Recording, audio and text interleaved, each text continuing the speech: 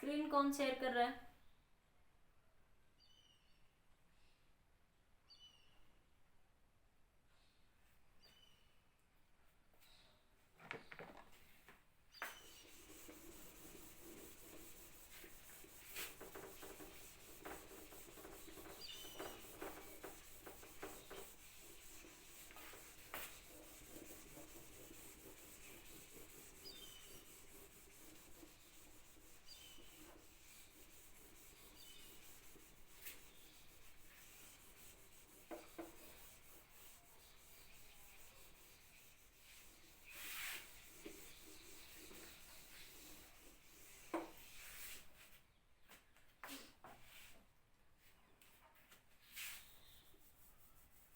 Stress, strain, curve.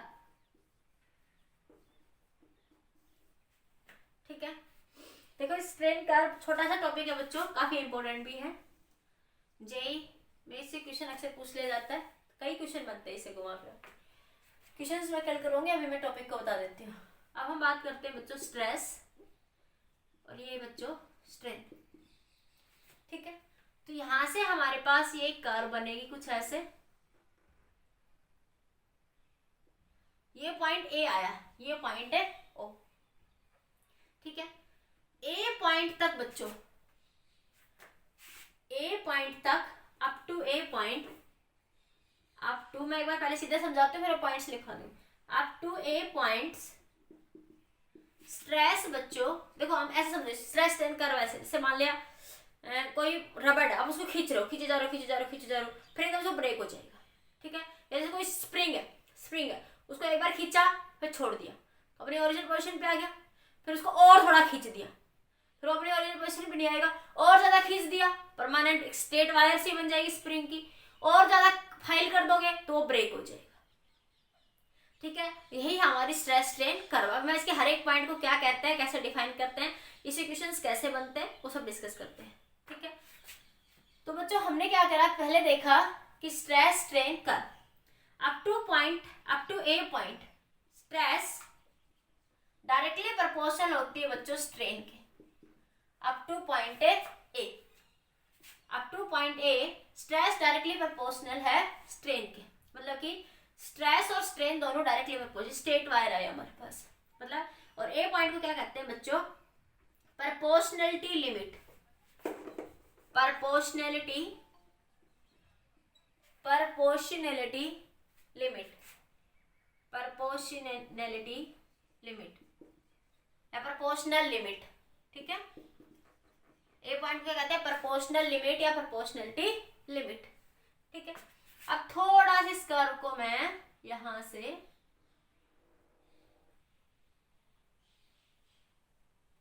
ऐसे कर दिया। ठीक है, ये पॉइंट है बच्चों यहाँ पे बी पॉइंट, ये यहाँ पे जो पॉइंट बना आपका, ये पॉइंट बना यहाँ पे आपका बी पॉइंट बना यहाँ से। ठीक है, थोड़ा सा मैं इसको ज्यादा ऊपर लेगी, हल्का सा, एक सेकेंड।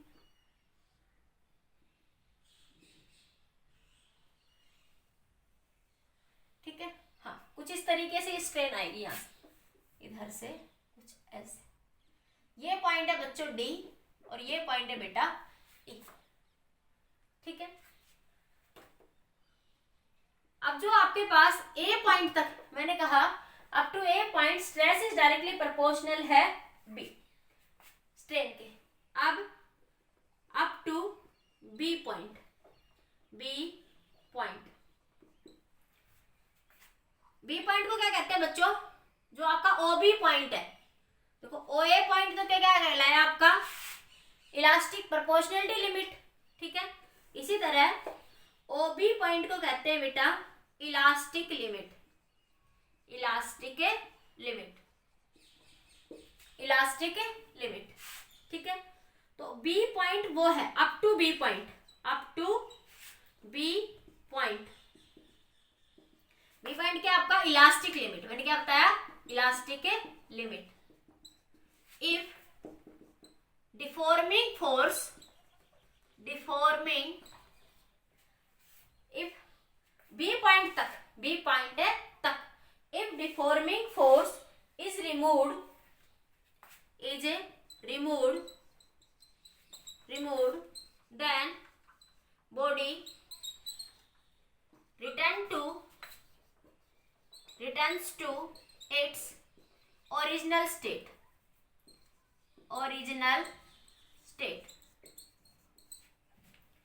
बी पॉइंट तक डिफॉर्मिंग फोर्स रिमूव करेंगे तो बॉडी लिख दो या वायर लिख लो, हम वायर की बात कर रहे हैं। Wire returns to its original state. क्या होगा, देखो ए पॉइंट तक तो क्या देखा बच्चों, स्ट्रेस डायरेक्टली प्रोपोर्शनल था स्ट्रेन के, लेकिन ए पॉइंट के बाद क्या हो रहा है, देखो सीधा जाना था तो ये ऐसे जाता ना, देखो अगर ये सीधा जाता तो ये ऐसे जाना था, लेकिन ए पॉइंट के बाद क्या, थोड़ी सी स्ट्रेस बढ़ाने पर स्ट्रेन ज्यादा बढ़ रही है। तो ए पॉइंट के बाद थोड़ी सी स्ट्रेस, देखो हम जैसे किसी रबड़ को खींचते हैं, पहले फोर्स ज्यादा लगा रहे, फिर धीरे थोड़ा सा मैगी को खींचते, मैगी को देख लो, मैगी को खींचते ना वायर को, थोड़ा सा वो लेयर को खींचते, थोड़ा सा खींची, फिर एकदम थोड़ी बिल्कुल पतली सी होगी, थोड़ा सा फोर्स लगा, फिर एकदम ब्रेक हो जाती है ऐसे। तो ये जो स्ट्रेस है, ठीक है, हाँ, तो क्या हुआ, ए पॉइंट के बाद स्ट्रेस, थोड़ी सी स्ट्रेस बढ़ाने पर स्ट्रेन बढ़ रही है, स्ट्रेस कम बढ़ा है लेकिन स्ट्रेन ज्यादा बढ़ रही है, ठीक है। लेकिन ए बी पॉइंट तक क्या हो रहा है, इसको इलास्टिक लिमिट बोलेंगे, इलास्टिक लिमिट, या इसको इल्ड पॉइंट भी बोलते हैं, इल्ड पॉइंट, वो पॉइंट जहां तक बॉडी वापस अपने ओरिजिनल स्टेट में आ जाती है उसे बोलते हैं बच्चों इल्ड पॉइंट, ठीक है। ये बी पॉइंट तक। अब बी से आगे थोड़ा सा फोर्स बढ़ाएंगे, मान ले सी तक गए या डी तक गए, ठीक है, तो बॉडी क्या होगा, थोड़ी सी स्ट्रेस बढ़ाने पर स्ट्रेन ज्यादा बढ़ेगी, ठीक है। लेकिन जैसे मैंने स्प्रिंग को खींचा तो ए पॉइंट तक तो स्प्रिंग में क्या हुआ, यहां तक, इसको बोलते हैं प्रोपोर्शनलिटी लिमिट,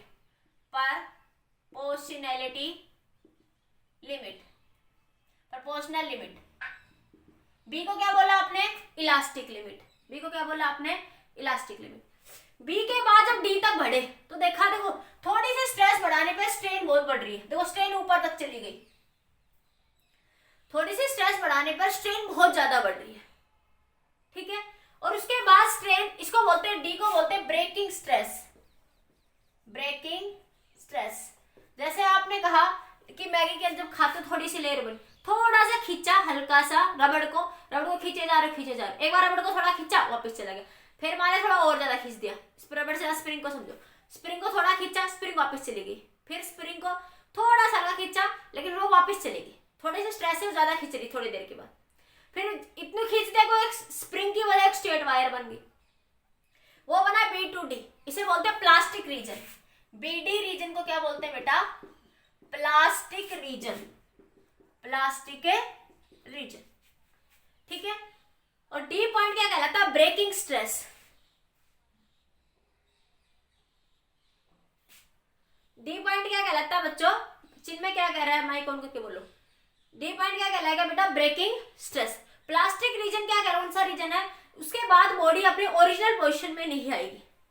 इफ, इसके अंदर क्या लिखेंगे, if deforming force is removed, deforming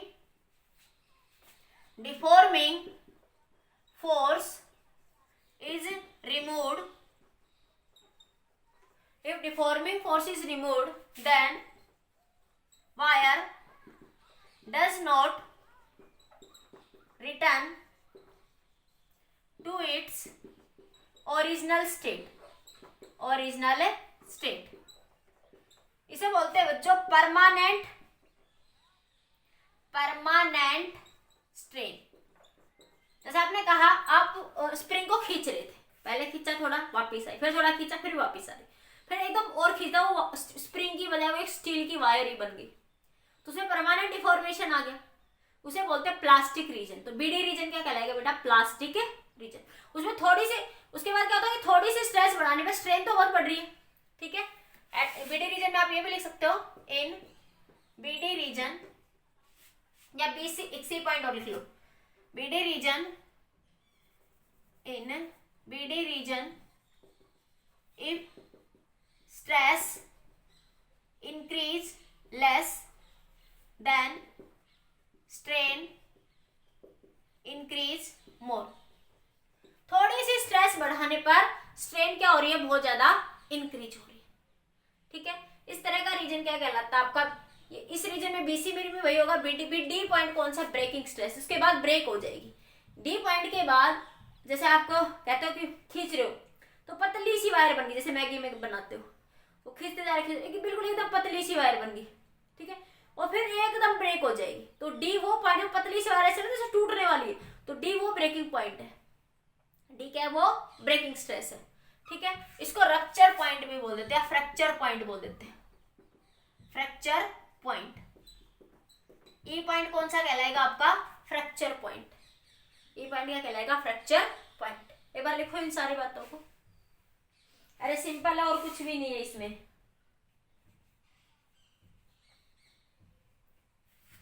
हाँ, डी को क्या बोलते हैं, ब्रेकिंग स्ट्रेस या मैक्सिमम स्ट्रेस भी बोल देते हैं कई बार, मैक्सिमम स्ट्रेस,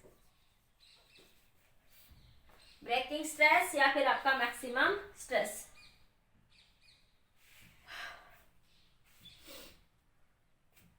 हाँ, अब देखो मैं कुछ इसको लिखवा देती हूँ। हाँ, ये सारे पॉइंट मैंने समझा दिए, किस पॉइंट क्या कहेंगे, अब इन पॉइंट्स के ऊपर मैं लिख भी देती हूँ।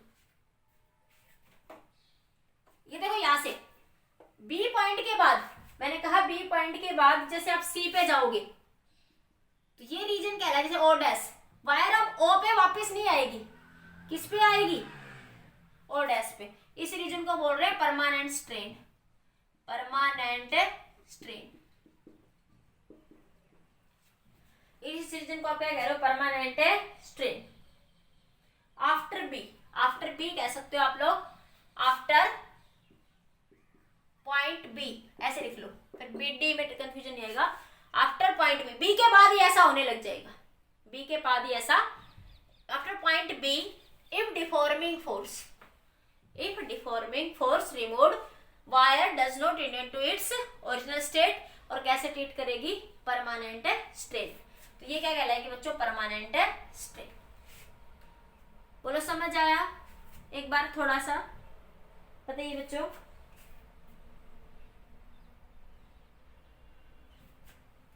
बोलिए बेटा, स्ट्रेस स्ट्रेन कर क्या है, ये समझ आया सबको। ठीक है, एक बार लिखो, फिर मैं इसके पॉइंट्स लिखवा देती हूँ। पॉइंट, अब मैं इस पूरी थ्योरी को एक बार पॉइंट बना के लिखवा देती हूँ। हाँ लिख लीजिए।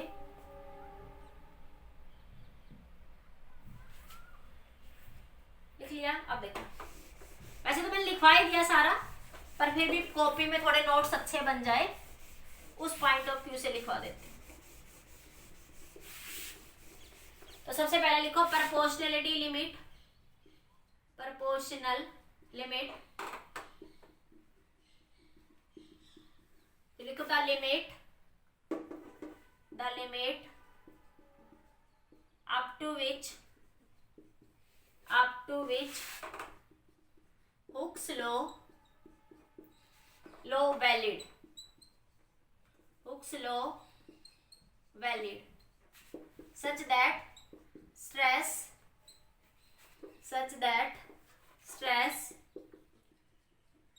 is directly proportional to the strain। और वो कौन सा पॉइंट है, OA पॉइंट। OA क्या कहलाएगा, प्रोपोर्शनल लिमिट। ये लिख लो, प्रोपोर्शनल लिमिट। ये पॉइंट लिख लीजिए जल्दी से।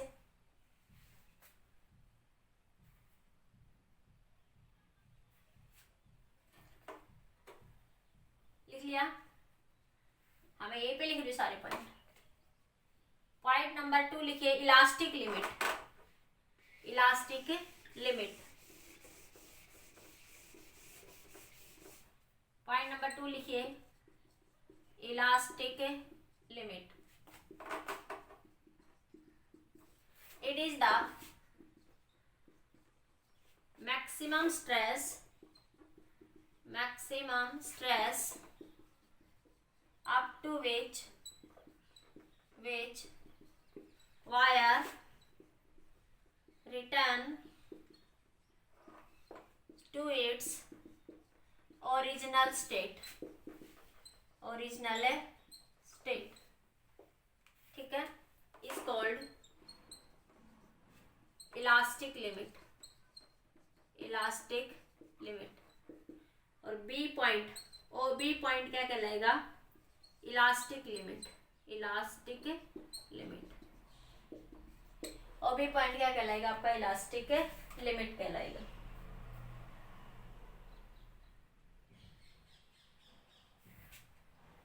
हाँ, अब बी को क्या कहते हैं? यील्ड पॉइंट भी कहते हैं। बी तक ऐसा था, बी के बाद बी पॉइंट क्या कहलाएगा? Yield point. अब देखो मैं लिखती हूँ यहाँ पे इस पॉइंट को, लिख लिया ना सबको। अब point number 3, yield point, yield point. Point B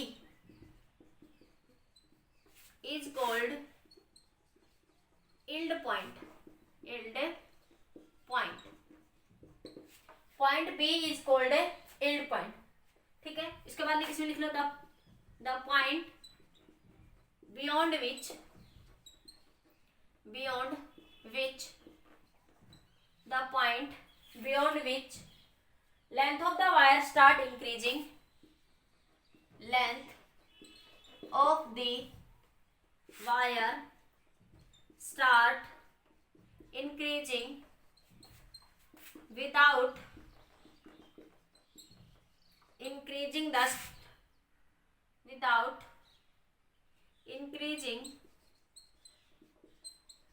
stress। मतलब इस पॉइंट के बाद जैसे बी से सी में आगे गए, थोड़ी सी स्ट्रेस बढ़ा, जैसे मैंने लिखा यहाँ पे, ठीक है, थोड़ी सी स्ट्रेस बढ़ाने पर बी पॉइंट के बाद, आफ्टर पॉइंट बी लिख लो इसमें, आफ्टर पॉइंट बी स्ट्रेस थोड़ी सी बढ़ाए, स्ट्रेस बढ़ाए बगैर ही स्ट्रेन क्या हो रही है? बहुत ज्यादा इंक्रीज हो रही है। ठीक है, नोट कर लीजिए।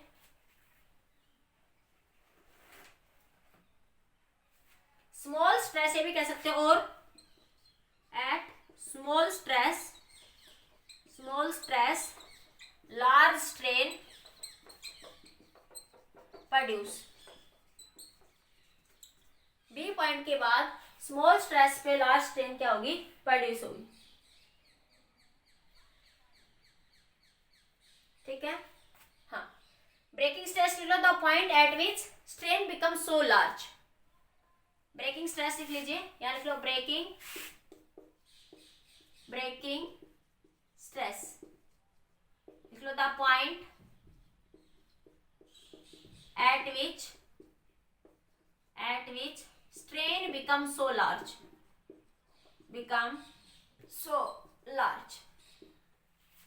मतलब स्ट्रेन खिंचते खिंचते बहुत ज्यादा हो गया, एकदम से ब्रेक हो जाएगी। जस्ट डी पॉइंट के जस्ट थोड़ा सा हिलते ही वो ब्रेक हो जाएगी। देखो उसमें यहाँ पे देखिए मैंने नीचे दिखाया इस कर्व को, ठीक है।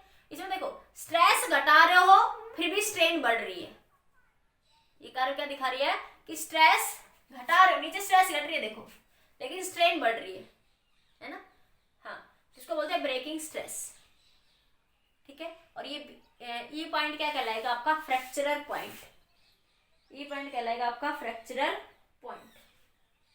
ठीक है, हाँ, बोलो आ गया समझ में सबको? इतने स्ट्रेस स्ट्रेन कर्व क्या थी? Yes ma'am. कल इसके न्यूमेरिकल्स डिस्कस करेंगे, जो भी न्यूमेरिकल इसके बने।